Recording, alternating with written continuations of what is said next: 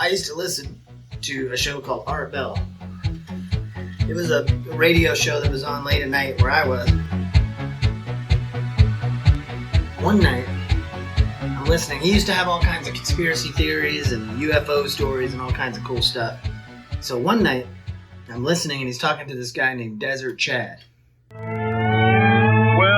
Well, when you look at what I just received, the facts, it says, "Hello, Art. I am the madman in the desert who camps for days at a time at the Mojave Desert phone booth." This is a phone booth out in the middle of nowhere, I guess. "I've wanted to chat with you for a few years now, but I have always suspected the government monitors all your calls." Sure they do. This was confirmed for me when Mel from Washington called you and also the guy from Area 51, but now I just don't care anymore. I wish so much that you could have gotten through to me on my last trip to the desert. Now, I did try, some of you will recall. I am 40 years old now and would like to tell you all of my experiences, especially what I just went through in the desert last week. The closest, in quotes, they ever came. Now, Desert Chad was talking from a phone booth in the middle of nowhere, basically. I'm at the phone booth in the desert often. I'm going back soon. I'll stay for a week at a time. I live in Concord, California. His name is Desert Chad. And he's got a website, which we can tell you about in a moment. Here is, he says, now he could be an urban legend. Maybe he's an urban legend. I don't know. Here's Desert Chad. Chad, hello. Good evening, Art. Are you real? Yes, I am. You are really the guy who goes out. Where in the hell is this phone booth? This phone booth is sitting on a plateau 4,200 feet up in the middle of a Joshua Tree forest. I used to listen to Art Bell all the time, and that was just one of the stories that I really got fascinated about was Desert Chad. Because I was like, you know what? Whatever happened with that Mojave phone booth? So let's go back to the beginning. So way back in World War II, what they decided to do in the state of California was they came up with some kind of a mandate to put phones out in the middle of nowhere and serve remote areas. So this guy, Emerson Ray, who owned a mine out there in the middle of nowhere in the Mojave Desert, which at that time it was just the Mojave Desert. It was not a national preserve or a park or anything like that.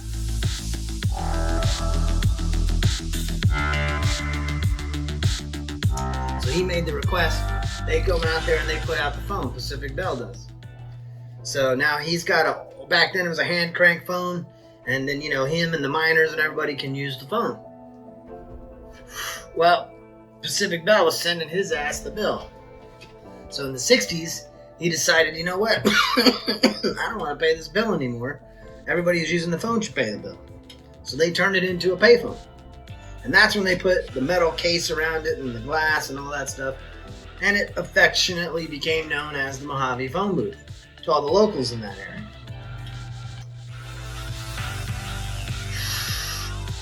So for many years, that phone was just a phone booth in the middle of nowhere, and the miners near that phone booth could use the phone booth.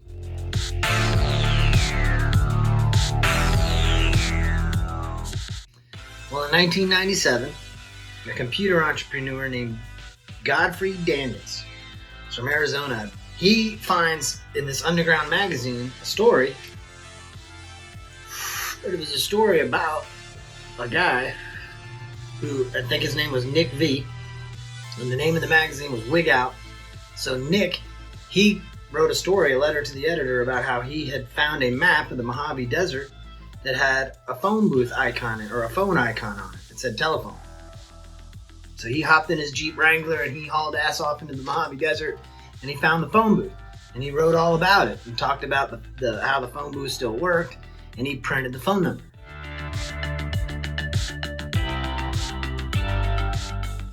So Godfrey Daniels, who was very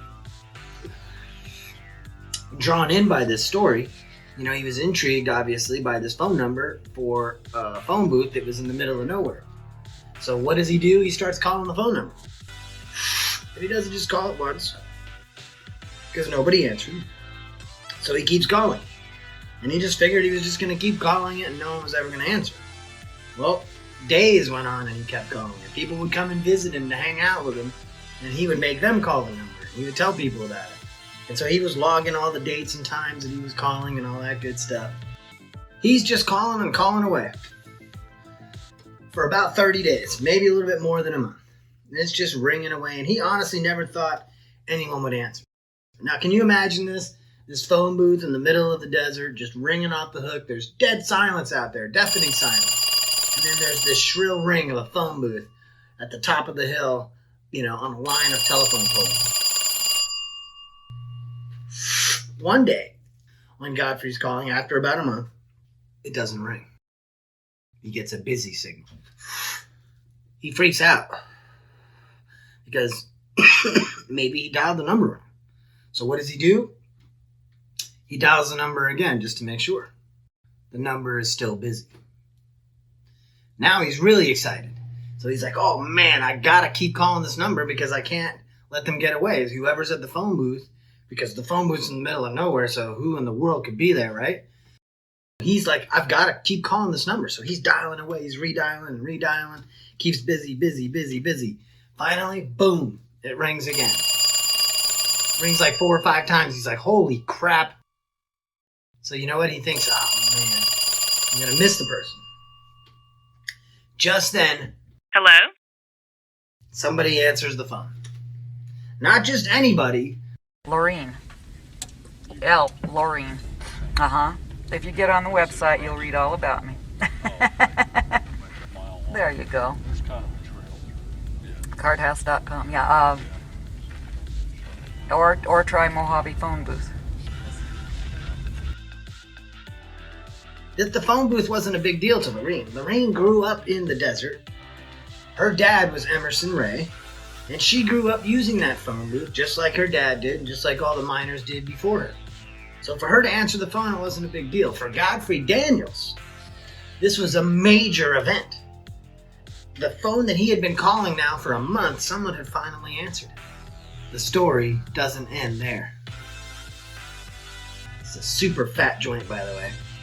Smoking on some Guava Tangy mixed with some Gorilla Glue number 4. A little bit of rosin in there too. Back to the story. After all of this, Godfrey was just over, he was like inundated with curiosity and excitement, and he just didn't know what to do with himself. He calls his buddy and he says, look, we're going to have to go find this phone booth, because a part that I didn't tell you was he never asked Lorene where the phone booth was. So he didn't really know the exact location. So him and his friend, doing some sleuthing, he figured out where this was. He procured a map that showed where the phone booth was. So him and his friend, they go driving out there, hightailing it. He lived in Arizona. The phone booth in Mojave Desert is it's south of Las Vegas, but I believe it's in California. They drove so long during the day that it was nighttime by the time they got there to where they thought the phone was. Well, they're driving along, all of a sudden Godfrey thinks he sees some telephone booths. They take a little jot to the left, a jot to the right. Next thing you know, the headlights are, bam, shining right on the phone booth. Godfrey Daniels was so excited he didn't know what to do. He ran up to the phone. It was all shot up. All the glass was shot out. It was covered with graffiti and all kinds of craziness. And back then it wasn't ringing yet because nobody really knew about the phone. Godfrey calls his buddy on his pager, not the one that came with him because they didn't have cell phones. But he calls his buddy on the pager and he tells him, hey, I need you to call me on the payphone. So his buddy calls him on the payphone so he can hear it ring, and he hears the ring and it echoes through the silence of the desert. He's fascinated by this, right? So he can't wait to go and tell people about it. Godfrey then goes back to Arizona. Not only does he tell everybody about it and continue to call the number in hopes of reaching Lorene or anyone else who would answer, Godfrey does something that at the time doesn't seem like a big deal. But now we all know it was a huge event in the history of the Mojave phone booth. Godfrey Daniels made a webpage. And I've got all the links to all of his web pages and all the information that I've got about the phone booth in my description. If you like this kind of content, hit the red button to subscribe to my video. And definitely if you like this video, or my channel, if you like this video, hit the like button. You know, likes help me out a lot. Back to the story. So Godfrey makes a webpage where he talks about the phone booth, he talks about discovering the phone booth, he talks about Lorene, and he puts the phone number in there. Well, back in the 1990s, in 1997, the internet was still new and not a whole lot of people knew about it. However, something like that, like a small, obscure topic, could really travel fast. So it was really like this cosmic thing, and it really started to represent counterculture and the idea that something like that could exist. And so people started calling the number, other people besides Godfrey, to see if someone would answer. There was a significant person named Rick Carr who told this writer from the LA Times about how he had a spiritual calling to go to the phone booth. And go to the phone booth he did. He went there and camped out and answered over 500 phone calls for 32 days.